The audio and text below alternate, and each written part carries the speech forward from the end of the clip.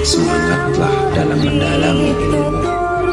Kerja keras bukan karena cinta dunia, tapi untuk menjaga kehormatan dan mencukupi kebutuhan. Bersabarlah ketika diuji, bersyukurlah saat bahagia.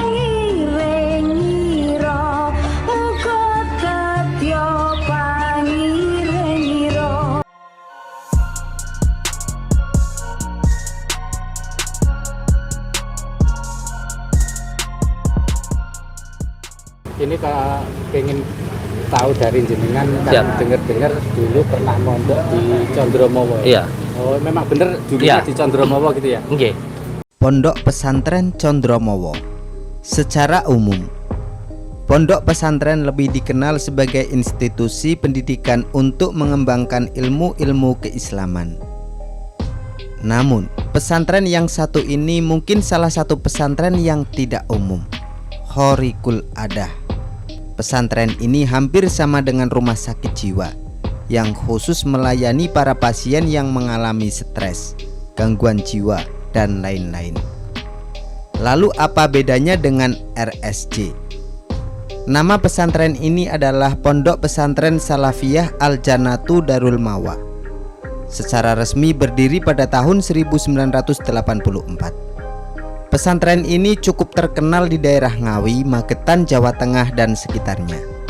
Pesantren Condromowo, demikian masyarakat lebih mengenalnya, terletak di lereng Gunung Lawu, Desa Girimulyo, Kecamatan Jogorogo, Kabupaten Ngawi. Berdekatan dengan air terjun Serambang. Air terjun Serambang merupakan salah satu objek wisata yang cukup terkenal di Kabupaten Ngawi, yang sering dikunjungi wisatawan lokal maupun luar daerah. Suasana pegunungannya yang sejuk dan dingin membuat tempat wisata ini selalu ramai dikunjungi pengunjung. Namun Condro atau Condromowo sendiri adalah diambil dari nama seseorang yang dikenal dengan Mbah Condromowo, seorang yang pernah menjadi senopati Majapahit.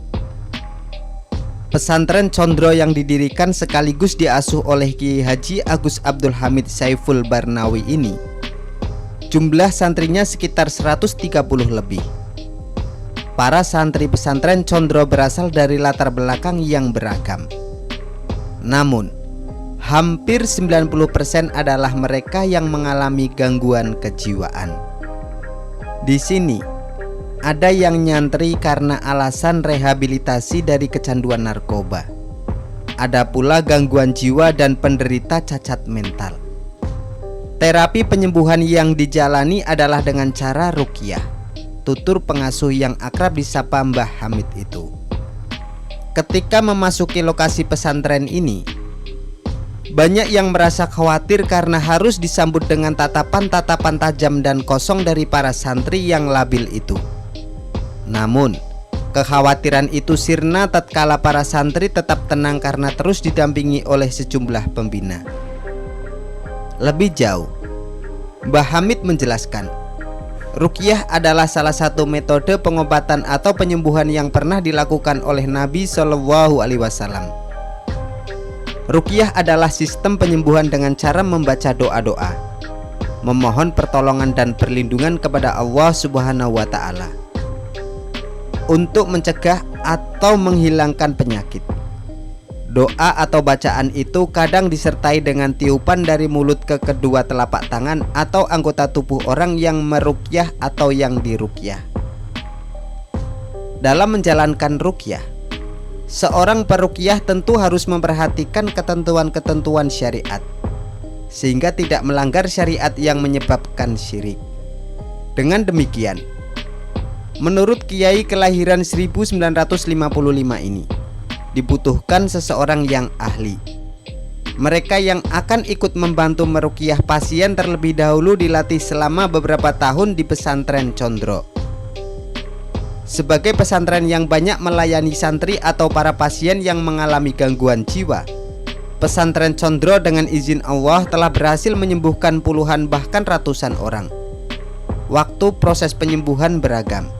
Ada yang hanya membutuhkan 1 bulan, tapi ada pula yang sampai 1 tahun. Bahkan ada yang sudah lebih 1 tahun masih harus tetap menjalani rehabilitasi. Mbah Hamid merupakan keturunan dari Raden Brawijaya V yang juga dijuluki Sunan Lawu atau juga mendapat julukan Kertabumi. Raden Brawijaya V pernah berkuasa di kerajaan Majapahit dan merupakan raja terakhir sebelum kerajaan itu ditaklukkan oleh kerajaan Demak. Makam Sunan Lawu berada di Gunung Lawu, dekat pesantren Condro.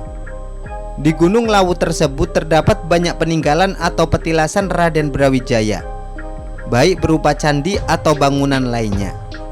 Salah satu petilasan Brawijaya yang selama ini banyak dikeramatkan warga sekitar Gunung Lawu adalah yang terletak di Hargodalem, puncak tertinggi kedua di Lawu yang mencapai 3.100 meter di atas permukaan laut.